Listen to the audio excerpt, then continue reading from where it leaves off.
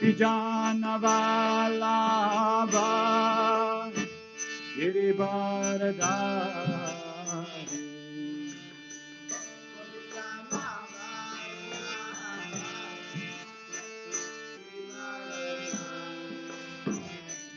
Jaya Vijanavalabha Girivardhari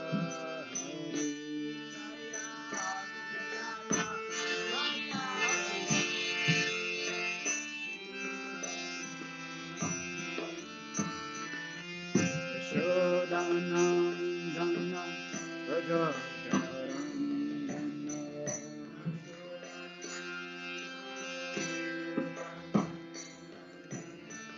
Yashodanandana Rajajanarandana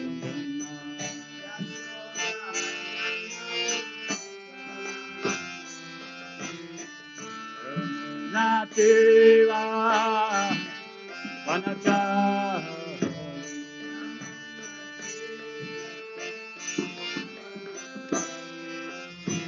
Yamuna Tira Vanachari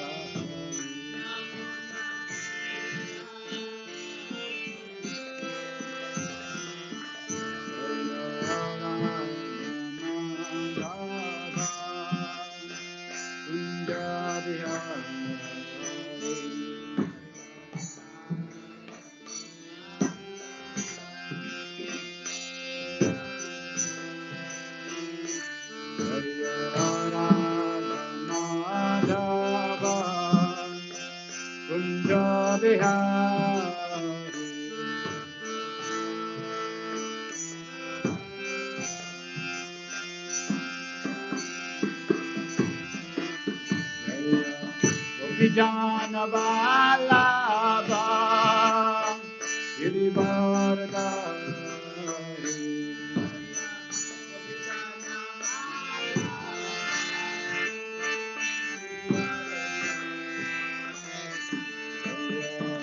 Vijanavalabha Girivardhari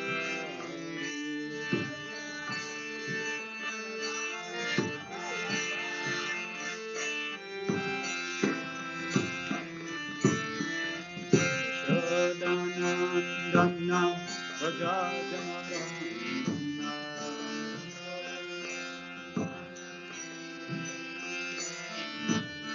Yashodanandana Rajajanarandana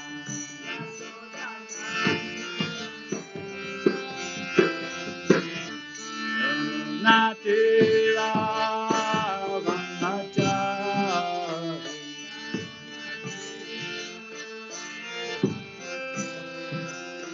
Yamuna Tira Vanachari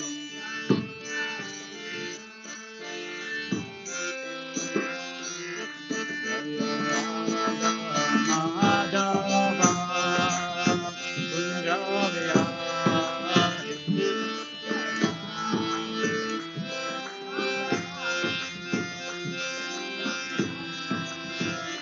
Jaya Radha Madhava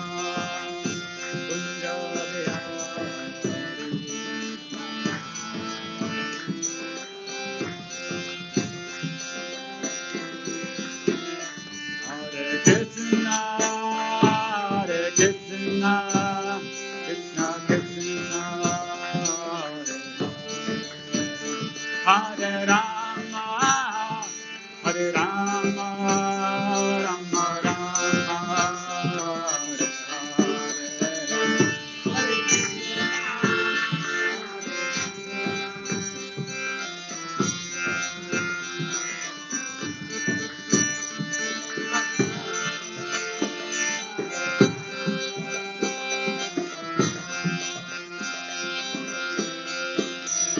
Hare Krishna, Hare Krishna, Krishna Krishna,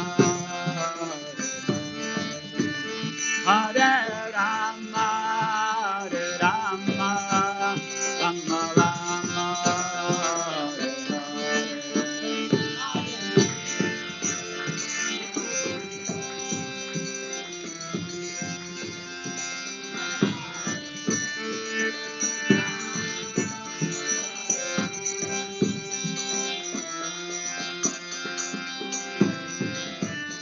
Hare Krishna, Hare Krishna, Krishna Krishna, Hare Hare, Hare Rama, Hare Rama, Rama Rama, Hare Hare.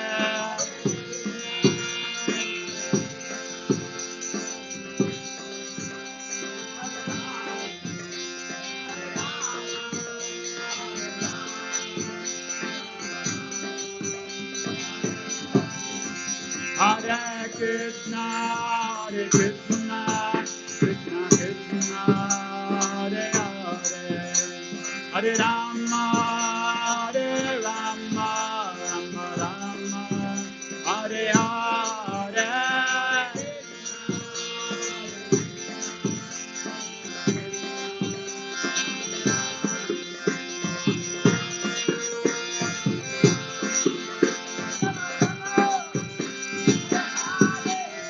Hare Krishna, Hare Krishna, Krishna Krishna, Hare Hare, Hare Rama, Hare Rama, Rama Rama, Hare Hare.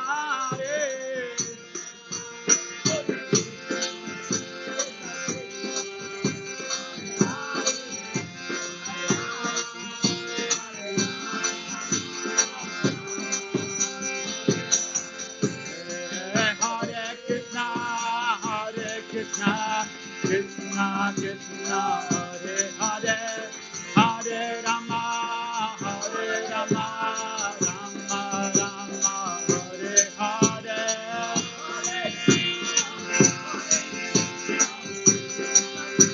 Hare Krishna,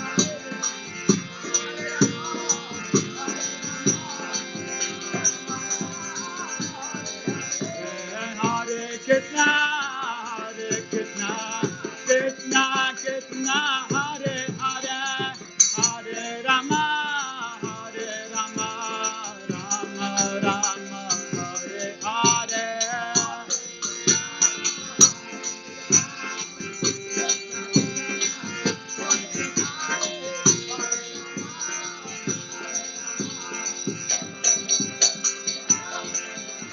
Hare Krishna, Hare Krishna, Krishna Krishna, Hare Hare, Hare Rama, Hare Rama, Rama Rama, Hare Hare.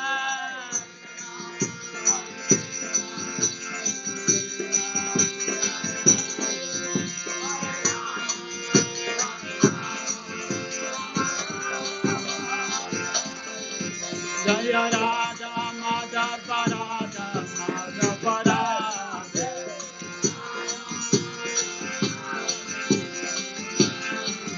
Jaya Radha Samasundara Samasundara.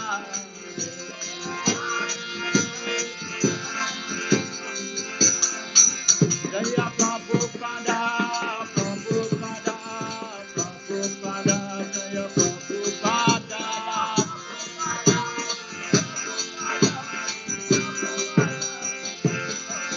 Jaya Jaya Prabhupada, Prabhupada, Prabhupada, Prabhupada.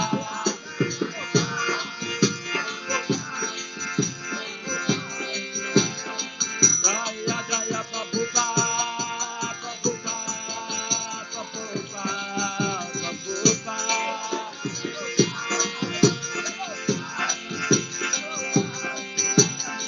Nitya Go Hare Ba, Hare Ba, Hare Ba, Hare Ba.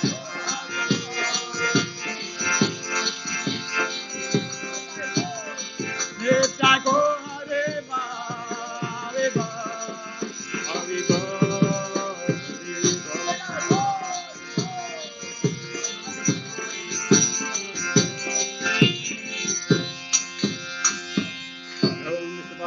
Bhagavad-gita, Sutra Sutra Divine Gets, Abhachan Bhakti Swami Shri Prabhupada Ki Jai, Iskan Pamachari Divine Gets, Shri Prabhupada Ki Jai, Yo Vishnu Paramahamsa Bhagavad-gita, Sutra Sutra Divine Gets, Shri Bhakti Swami Shri Prabhupada Ki Jai, Anand Puri Vaishnava Ki Jai, Namacharya Shri Vilas Thakur Ki Jai, Shri Krishna Chaitanya Prabhu Nityananda Shri Advaita Gadadhar Shri Gaura Bhakta Ki Jai Shri Shiva Hare Krishna Gopal Shyam Radha Giri Govardhan Ki Jai Vrindavan Dham Ki Jai Navadip Dham Ki Jai Mayapur Dham Ki Jai Ganga Mai Ki Jai Yamuna Mai Ki Jai Bhakti Devi Ki Jai Tulsi Devi Ki Jai Samaveta Bhaktivinoda Ki Jai Gandharaj Bhagavad-gita Ki Jai Nitai Gaur Premanande. All glory is to the simple devotees. All glory is to the simple devotees. All glory is to the simple devotees. All glory, Shri Guru and Shri Guranga. All glory, Shri Prabhupada Ki.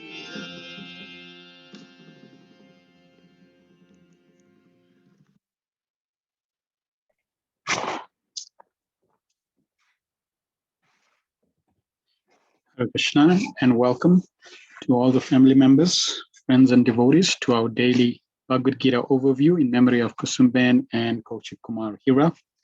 Let us cover our prayers. Om Jnana Timivandasya Gyananjana Shalakaya Chakshurunmilitam Yena Tasmai Shri Guruve Namaha Shri Chaitanya Manobhistam Stapitam Yena Bhutale Swayam Rupa Kadamayam Dadati Svapadantikam Vandeyam Shri Guru Shri Uttapara Kamalam Shri Gurun Vaishnavamscha Shri Rupam Sagrajatam Sahagana Raghunathambitam Tam Sajivam Sadvaitam Savadutam Parijana Sahitam Krishna Chaitanya Devam Shri Radha Krishna Padan Sagana Lalita Shri Vishakhanvitamscha He Krishna Karuna Sindhu Dinabandhu Jagatpate Gopesha Gopika Kanta Radha Kanta Namostute Tapta Kanchana Gourangi Radhe Vrindavaneshwari Vrishabhanu Sute Devi Pranamami Hari Vanchakalpatarubhyascha Kripa Sindhubhya Evacha Patitanam Pavanebhyo Vaishnavebhyo Namo Namaha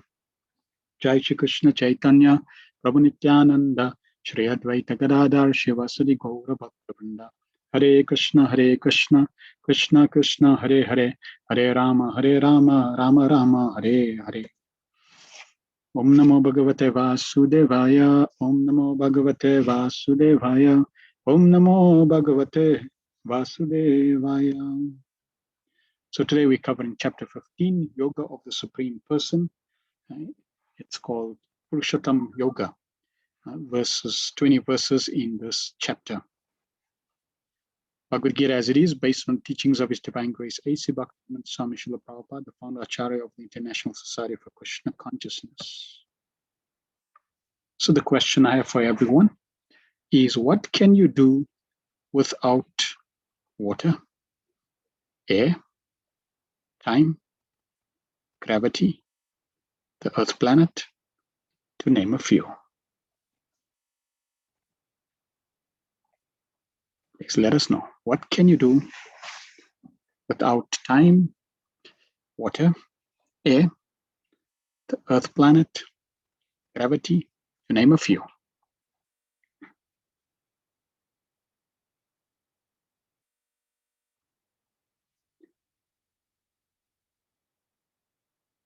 Thinking.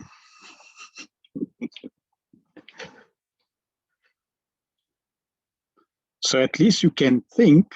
That's excellent. You can do something. You can think. But you'll still need time to think. You'll still need a planet to think. You'll still need air to think. So, right, nothing. You can't do anything. Absolutely nothing.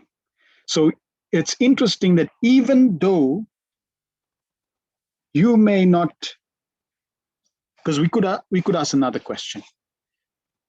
Does anyone in this world provide us with the air? That means they make for the whole planet, in fact, for the whole universe, they provide the air, the water, time, gravity, and the Earth planet.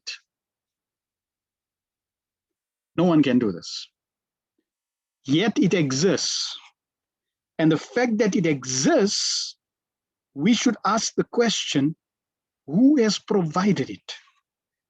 Because it's not by chance, it's not by an explosion, it's not by Big Bang. it is by an intelligent organizer. And that intelligent organizer, that intelligent personality is called Purushottam Yoga. Purushottam, Purush means the enjoyer, and yesterday we covered two enjoyers, the living entity and the Supreme Lord. And the Supreme Lord is called Purushottam Yoga, the best among all personalities. And it's interesting, even though people may reject the Supreme Lord, even though they may ignore him, they may not worship him, they may not love him, they may even say that he doesn't exist. Prabhupada one time said, an atheist says God doesn't exist. Just see, God even gives him the power to speak that God doesn't exist. So even though people reject the Supreme Lord, still the Supreme Lord does not stop providing the ingredients, the necessities that we require to live separately from him. He's doing it out of love so that hopefully one day we can learn our lesson and then turn towards him. So this shows how the Lord loves every part and parcel, every person, every living entity that's connected to him eternally. And even as a super soul, we heard yesterday how the super soul is there in everyone's heart. And the super soul is a friend of the living entity and going with the friend, wherever the living entity goes, in whichever body, the super soul goes with him as a true friend, waiting for that opportunity to connect again with that living entity. So chapter 15, the ultimate purpose of the Vedic knowledge is to detach oneself from the entanglement of the material world, and to understand Lord Krishna as the Supreme Personality of God. One who understands Krishna's supreme identity, surrenders unto him, and engages in his devotional service. So the link between chapter 14 and 15 is at the end of chapter 14, Krishna described that one transcends the modes through devotional service, but to attain devotion to him, one needs detachment from the material world. Lord Krishna begins chapter 15 by explaining the need for detachment with a metaphor that compares the material world to an ashwata, a banyan tree. And then Krishna describes Purushottam Yoga in text 6. So there's 4 sections in this chapter. First section describing the detachment from the world and the reflection of the spiritual world, which we will go over. So Krishna says, Shri Bhagavan Uvacha Urdam Mulam Adashakam Ashwatam Prahur Avyayam Chandamsi Yasyapun Parnani Yas Tam Veda Vedavit. Supreme Personality of God has said, it is said that there is an imperishable banyan tree that has its roots upwards and its branches down, and whose leaves are the Vedic hymns. One who knows this tree is the knower of the Vedas. So the Lord is giving an example of a banyan tree. Now, I'm not sure how many of you have seen a banyan tree. It's a very interesting tree. When you look at a banyan tree, you really don't know which is your main tree trunk, which are the roots, because when a banyan tree grows, its branches come back into the ground. You can see it comes back into the ground and it grows more roots, and from there more branches grow, and then it basically keeps growing like this. And practically to no end. This is a banyan tree. Krishna says that the material world is like a banyan tree, but with its roots up and the branches down, which means a reflection.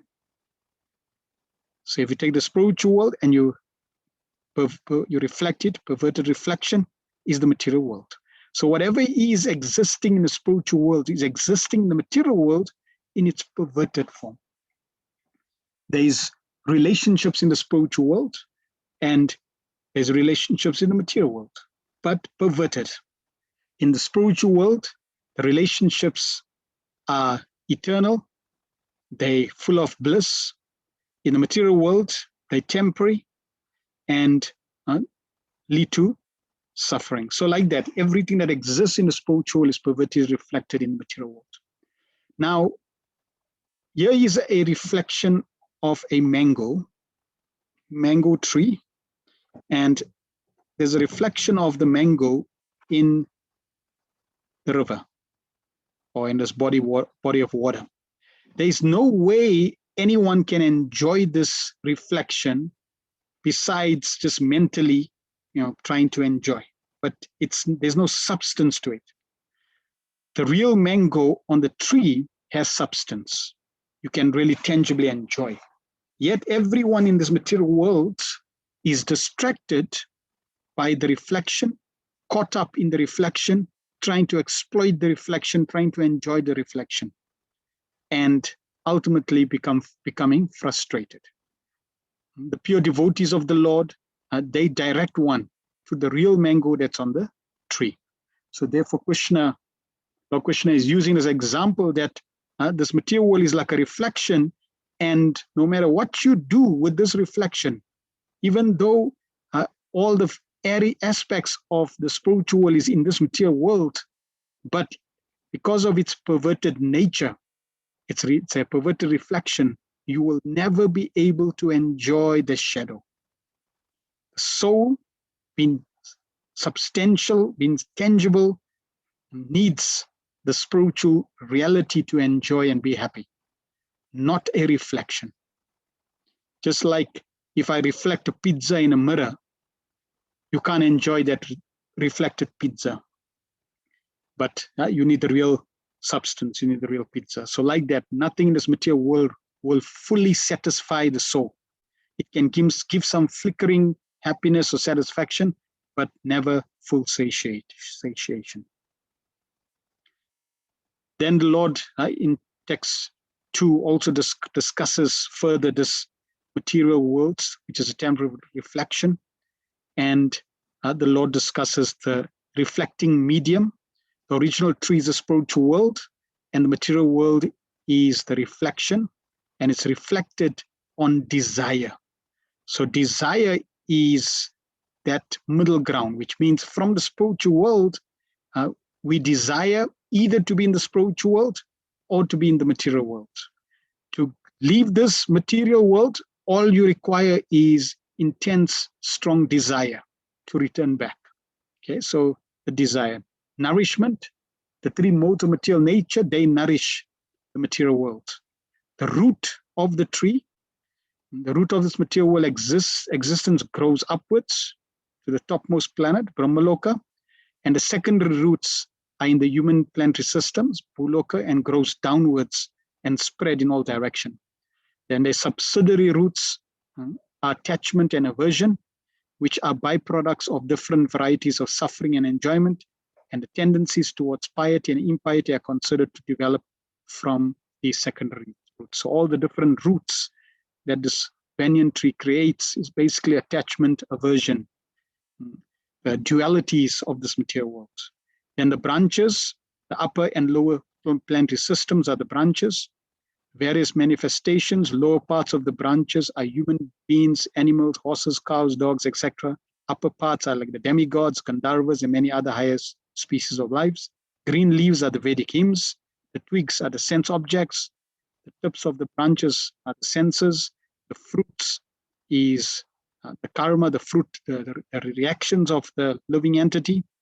And then the living entity's involvement is that he hops from one branch to another, trying to taste the fruit, and can't see how far the tree extends or where it ends, although the living entities are eternal fragmental parts of Krishna. They are struggling with their senses. So this is how Krishna uses this analogy of a banyan tree, and we are moving from one branch to another, from high to low, and practically since the banyan tree keeps spreading and growing, there is no limit to or no end to our journey, sojourn on this banyan tree. So this is basically showing the same tree, just with the different areas that we have discussed or described. Prabhupada in his different purports says, one should desire and hanker after that supreme kingdom. For when one attains that kingdom, he does not have to return to this material world. The super soul fulfills the desire of the atomic soul as one friend fulfills the desire of another. So if you don't want to serve the Lord helps you in that desire. If you want to serve the Lord will help you in that desire. Real desirelessness is the desire for the satisfaction of Krishna, not an artificial attempt to abolish desires. The living entity cannot be desireless or senseless, but it does have to change the quality of desires. We should not desire anything except we simply desire how to serve Krishna, how to remain a pure devotee of Krishna. Then our life is successful. We are rotting throughout the whole universe in different types of bodies just to fulfill our damned desires. That's all. Therefore, your first qualification is no desire. Simply desire to worship Krishna. That is qualification. Then everything will be revealed. Buddhi yogam dadabintam. Then everything will come from him. Prabhupada in a lecture from Srimad Bhagavatam. So when we understand this, the more we begin to realize this, the more we see how foolish our involvement in this material world is. When we understand what is in the spiritual world, then naturally we get a desire to return back home. Text 3 and 4, the Lord then tells us how we can cut this banyan tree. Krishna says, the real form of this tree cannot be perceived in this world. No one can understand where it ends, where it begins, or where its foundation is. But with determination, one must cut down this strongly rooted tree with the weapon of detachment. Thereafter, one must seek that place from which, having gone, one never returns, and there surrender to that supreme personality of Godhead from whom everything began and from everything has extended since time immemorial. So Krishna says, Asanga Shastrena Dridana Chitva.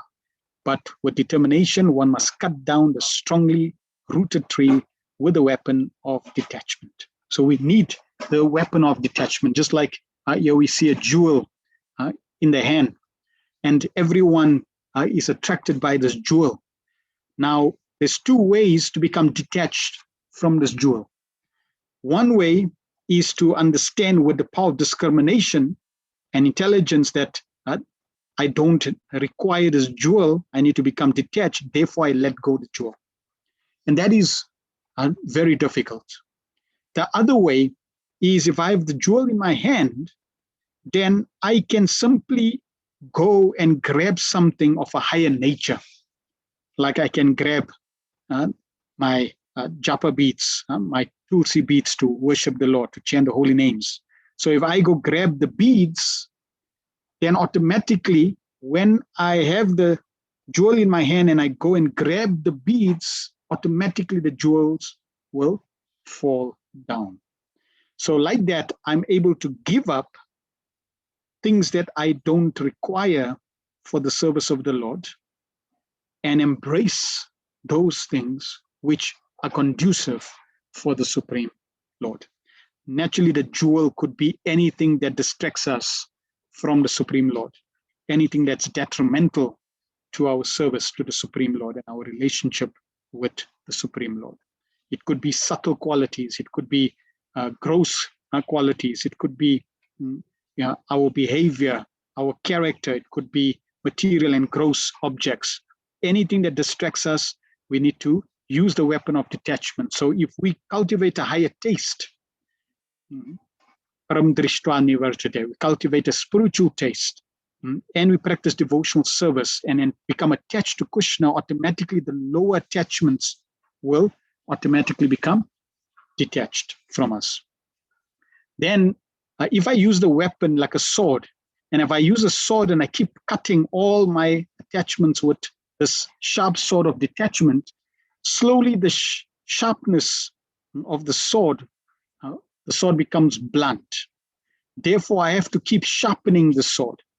And what do I use to sharpen the sword? It is discrimination, the power of discrimination. So one has to always educate oneself so that one's power of discrimination is sharpened and it's acute in terms of making the appropriate and proper decisions. When one's intellect and power of discrimination is lost, then one can act very irrationally, even to the extent of animal behavior. So discrimination and determination. Then in text 5, the Lord shares with us who will be able to surrender to the Supreme Person. You need certain traits, certain qualities to surrender. Nirmana, one who is free from false prestige or pride. Moha, freedom from illusion. Jita Sangha dosha, freedom from false association. Adhyatma Nitya, understand the eternal. Dvandvair Vimukta, freedom from dualities. Vinirvrita Kama Muda, done with material lust and unbewildered. So someone who has these traits, they are actually able to surrender to the Supreme Lord. And in fact, to surrender to the Supreme Lord, to bring God in one's life is actually natural. Every child can be easily groomed up to serve the Supreme Lord. But by bad association, one forgets the Supreme Lord, and in this way gets misled. And in the second chapter, the Lord talks about Purushottam Yoga and transmigration. Text 6, the Lord says, that supreme abode of mind is not illumined by the sun or moon, nor by fire or electricity. Those who reach it never return to this material world. So now the Lord shared with us that the material world is a perverted reflection, and Madhuri said there's no load shedding in the spiritual world, no load shedding. So I get commentary.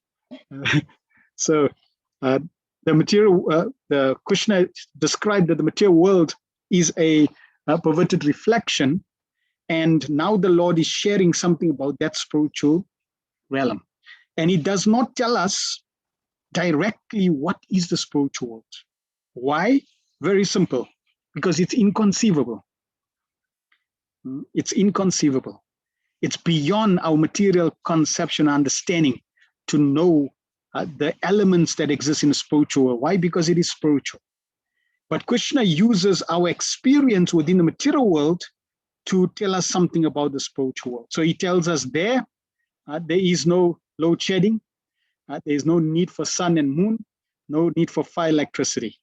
Right? That means it's self-illumined. And there are other descriptions in the Vedas. So for example, it's described in the spiritual world.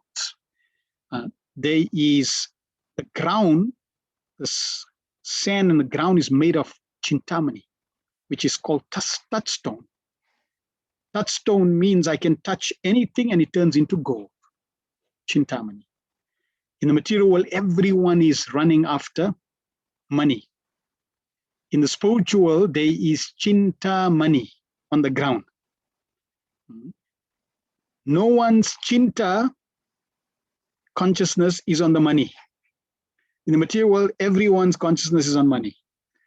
In the spiritual world, there is chintamani. People walk on chintamani. They walk on touchstone. Yet they're not interested in touchstone. Why? Because their focus is in the Supreme Lord. They are wishful trees, fulfilling trees in the spiritual world. That means you can ask anything from these trees. Surabhi cows. You can ask anything from the Surabi cows. If you want milkshake to serve the Supreme Lord, no problem. You get milkshake. Whatever you want. In the material world, we have trees that are limited. They only give you one fruit. And that also is designed, what fruit they give you. But in the spiritual world, a tree can give you anything. So like that, there are so many facets of the spiritual world. This is our real home. This is where we actually came from. To explain the spiritual world, every word is a song, every step is a dance, and every day is a festival. That's where we coming from. That's why nobody really likes to work, 8 to 5 every day. Why? Because in the spiritual world, there is no such thing as 8 to 5 job. But unfortunately, we are here in the material world, and now by understanding Purushottam Yoga, by understanding Bhagavad-gita, we can now reroute our destination like a GPS. You are lost. You actually now need to punch in the right address onto your GPS and reroute yourself back to the spiritual world. So just a description of the spiritual world. Krishna Loka is the topmost spiritual planet. And then there are many, there's the Krishna, which is Vrindavan. Then there's Mathura. Then there's Dwarka. There's Ayodhya. There's Vaikunta. And then there's Lord Shiva's abode. And then there's the Brahmajyoti. So like that, there are different realms of the spiritual world. And we are here in the material world outside the spiritual environment. So Krishna then in text 7 says, Mame vamso jiva loka, jiva bhuta sanatana, manashastan indriyani, prakritistani karasati. The living entities in this conditioned world are my eternal fragmental parts. Due to conditioned life, they are struggling very hard with the 6 senses, which includes the mind. So again, Krishna told us that he's the seed-giving father. He's the source of everything. And now here Krishna is saying we are Amsa, we are his part and parcels. And he's giving a prediction. Many people want to go to the astrologer. They want to know what's going to be the future. Well, Krishna is giving his prediction of our life in this material creation. He says we are going to struggle with the 6 senses and the mind. And there may be different forms of struggling, but struggling it will be. Just like if one is in prison, then whether you're in A-class prison, B-class prison, or C-class prison, you're still in prison. Then there's an example of in India, you get just like cow dung patties. So they make cow dung patties, and then they use the cow dung patties and they put it into fire. So one wet cow dung patty told the dry cow dung patty, just see, I'm wet, I'm better than you. Little did the wet cow dung patty realize that it's only a question of time until that he dries up and goes into the fire. So whether you a wet cow dung patty or a dry cow dung patty, you still cow dung. So whether you are in the A-class prison, a B-class prison, a C-class prison, one is still a prisoner. One needs to understand that this material world is like a prison house, and we all are prisoners, and we have prison suits. Some have Indian prison suits, black prison suits, white prison suits, Chinese prison suits, dog prison suit, cat prison suit, bird prison suit, flower prison suit. These are all prison suits that we need to slowly understand and elevate our consciousness to rectify our consciousness back to the Supreme Personality of God's service. Text 8 to 11. The living entity in the material world carries his different conceptions of life from one body to another as the air carries aroma. Thus, he takes one kind of body and again puts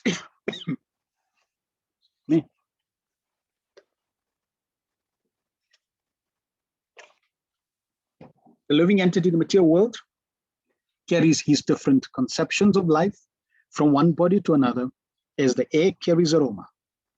Thus, he takes one kind of body and again quits it to take another. The living entity, thus taking another gross body, obtains a certain type of ear, eye, tongue, nose, and sense of touch, which are grouped about the mind. He thus enjoys a particular set of sense objects. The foolish cannot understand how a living entity can quit his body, nor can they understand what sort of body he enjoys under the spell of modes of nature. But one whose eyes are trained in knowledge can see all this. The endeavoring transcendentalists who are situated in self-realization can see all this clearly.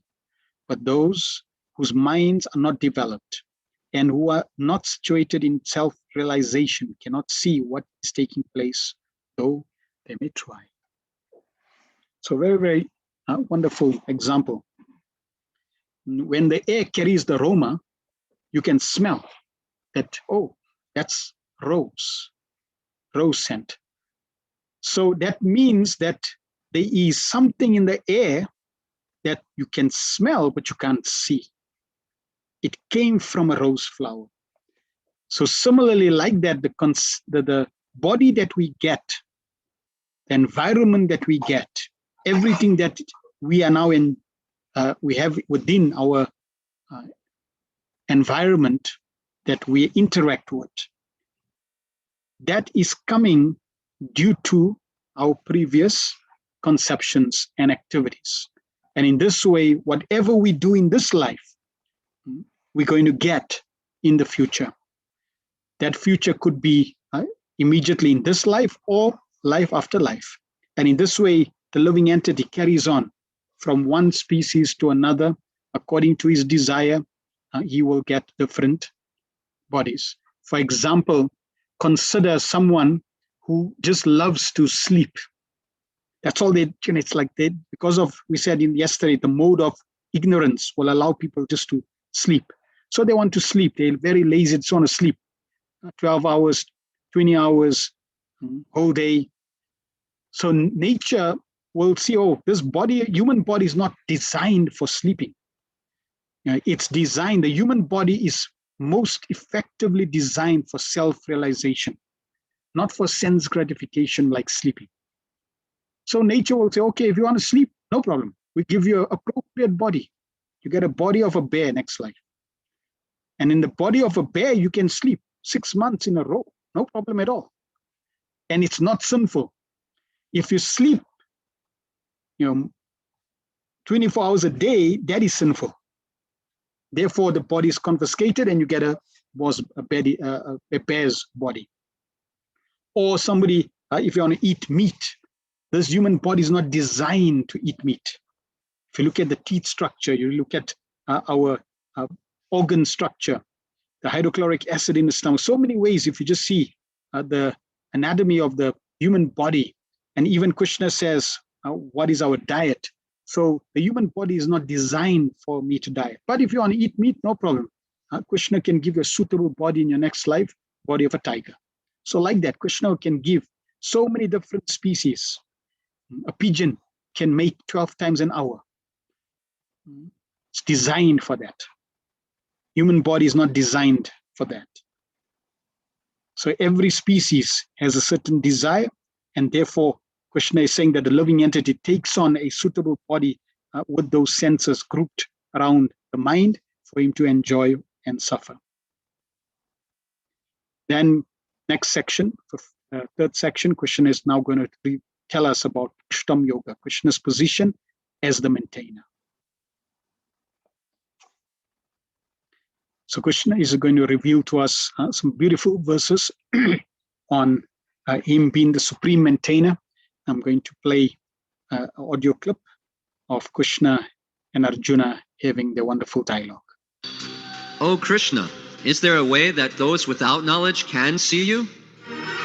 Yes, Arjuna.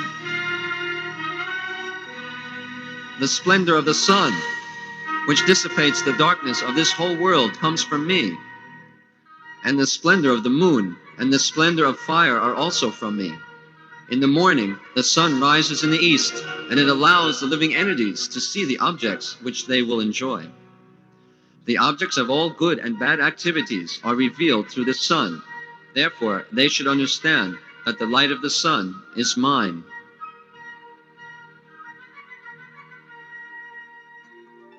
All these opulences are coming through my prowess, and they should remind the living beings of me. I also enter into the earth, which is like a fistful of dust, and hold it together so it can support the living beings. I become the moon, and thereby supply the juice of life to all vegetables. I am the fire of digestion in the bodies of all beings, and I join with the air of life to digest the 4 kinds of foodstuff. I also enter into everyone's heart, and from me come remembrance, knowledge, and forgetfulness. All these I do for the ignorant beings who want to enjoy this temporary world. However, for those who want liberation, I am the compiler of Vedanta, which explains the purpose of the Vedas, and I am the object of Vedic knowledge. I am also the knower of the Vedas, for it is I, as Vedavyas, who compile Vedanta. So Krishna explains a few areas just to get a glimpse of how Krishna is maintaining us. Krishna says, I am the fire of digestion. If we eat anything, we need to digest that. So just consider, if that fire of digestion is not there, we will not be able to digest anything, break down anything. So Krishna is at fire of digestion. So without Krishna, we can't do anything. Therefore, Krishna is maintaining us in every area, in every facet of life. Yet, Krishna says that those who don't want to know, no problem. He will allow them to continue their life in this material world, struggling. But then there are those that realize that the purpose of the Vedas, Vedescha Sarvam Aham Eva Vedyo, the purpose of the Vedas is to know Krishna. And therefore, when one turns one's attention to the Supreme Lord, then one is engaging in Purushottam Yoga. And then finally, Krishna now gives us Bhagavad-gita in 3 verses. We covered Bhagavad-gita in 4 verses in chapter 10. Now we're going to get Bhagavad-gita in 3 verses. You are saying that you are the object of Vedic knowledge, Krishna, but others have different opinions. I am Vedavit, Arjun, the only knower of the Vedas. As Vyasadeva, I have given the meaning to Vedic literature. No other meaning is proper. I am the giver of liberation, the supreme controller, and the knower of the Vedas. Therefore, one should take shelter of me. Since you are the knower and compiler of the Vedas, Krishna, please explain the real purpose of the Vedas, my Lord. I will now give you the essence of the Vedas in 3 verses, Arjun. There are 2 classes of beings, the fallible and the infallible. In the material world, every living entity is fallible, and in the spiritual world, every living entity is infallible. Besides these 2, there is the greatest living personality, the Supreme Soul, the imperishable Lord Himself, who has entered the 3 worlds and is maintaining them. Because I am transcendental, beyond both the fallible and the infallible, and because I am the greatest, I am celebrated both in this world and in the Vedas as that Supreme Person. Whoever knows me as the Supreme Personality of Godhead, without doubting, is the knower of everything. He therefore engages himself in full devotional service to me. You have explained this point clearly, Krishna. Still, many people argue over who is supreme. What is the reason for this? They are bewildered by my Maya, Arjun. Even if such persons have studied all the Vedas, if they do not understand that I am the Supreme, then they are simply fools. However, my devotee, even if presented with strong arguments which state that I am not the Supreme, is never bewildered. My devotee is considered all knowledgeable, even if he has never studied the Vedas, because he knows the essence of the Vedas. Some person may have the name Ashrakarna, but that person doesn't really have a horse's ear. Do not think I am named Purushottam like that, Arjun. One who knows me as truly Purushottam, he is unbewildered. One must understand this as I have explained it myself. One who understands the meaning of these three verses is all knowledgeable, Sarvavit. He knows the topmost purpose of the Vedas and worships me with all his heart. This is the most confidential part of the Vedic scriptures that I am revealing. These three verses are Tri Shloki Shastra. I have spoken them to you because you are my supreme devotee. Do not speak them to unqualified people, Arjun. However, when a faithful person hears them, he will become realized, and his endeavors will know perfection.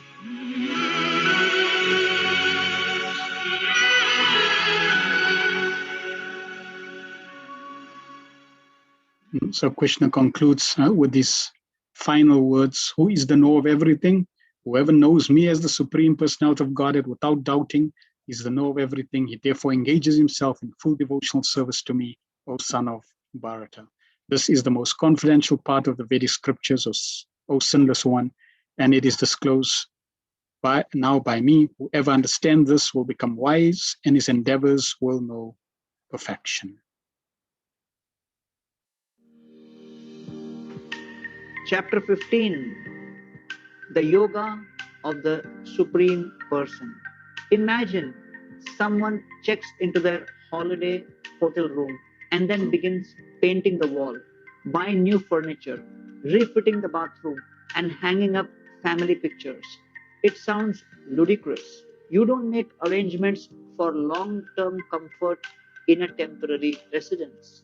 This world is likened to a hotel room within which people made complicated plans for security and enjoyment.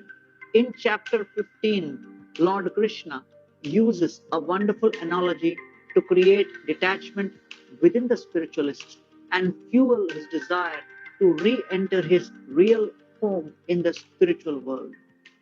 Shri Bhagavan Uvacha Urvamulam Madha Shakham Ashwatham Prahuravyayam Chandansi Yasya Parnani Yastam Veda Savedavit.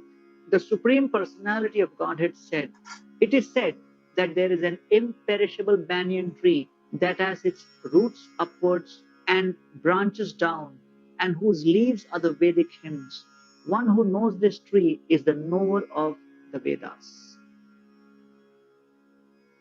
H for home or hotel. O for on and on, over and over again. M for maintainer of the body, mind, and soul. E, essence in three verses.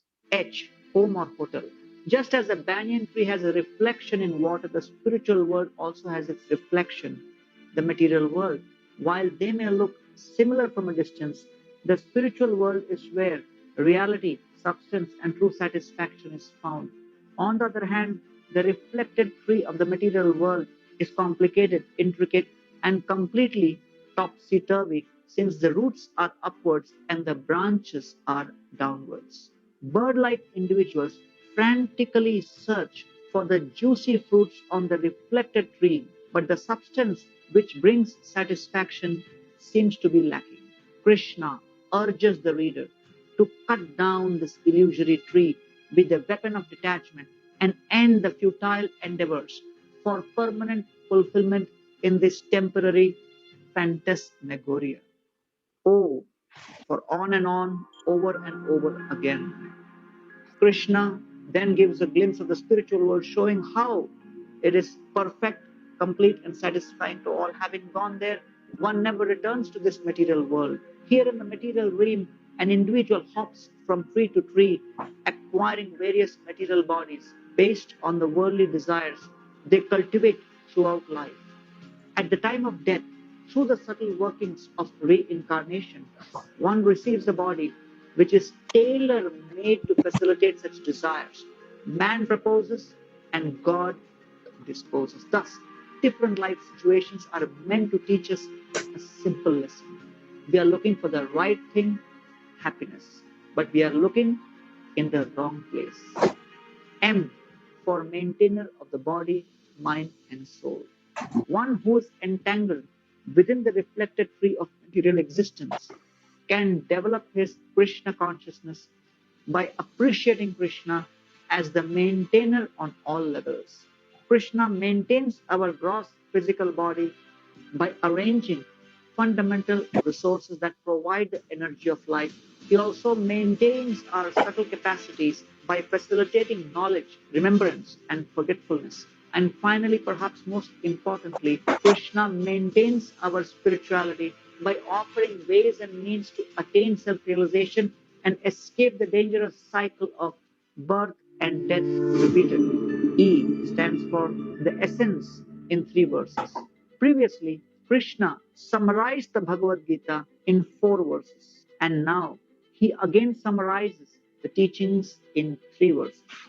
Fallible living entities, kshara, have dropped into the tree of material existence due to an independent desire to enjoy. These are different from infallible living entities, akshara, who never leave the spiritual realm due to their undeviated desire to be with the Lord. Beyond both the living entities is the Supreme Lord. Thus, in yet another passage, Krishna reinforces that the living entity never becomes God, since even liberated souls have their separate identity in the spiritual world. Sarvasya chaham hridi sannivishta mattah smritirjnanapohanam cha vedaischa sarvairahameva vedyo vedanta kritveda videva chaham. I am seated in everyone's heart, and from me come remembrance, knowledge, and forgetfulness. By the Vedas, I am to be known. Indeed, I am the compiler of Vedanta, and I am the knower of the Vedas.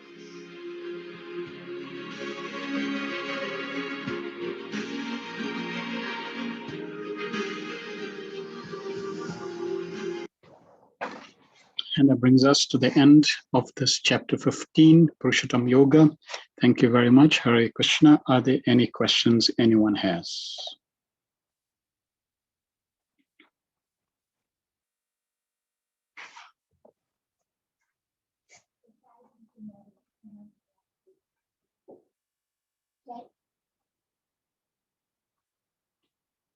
Okay, thank you very much. So tomorrow we will cover chapter 16.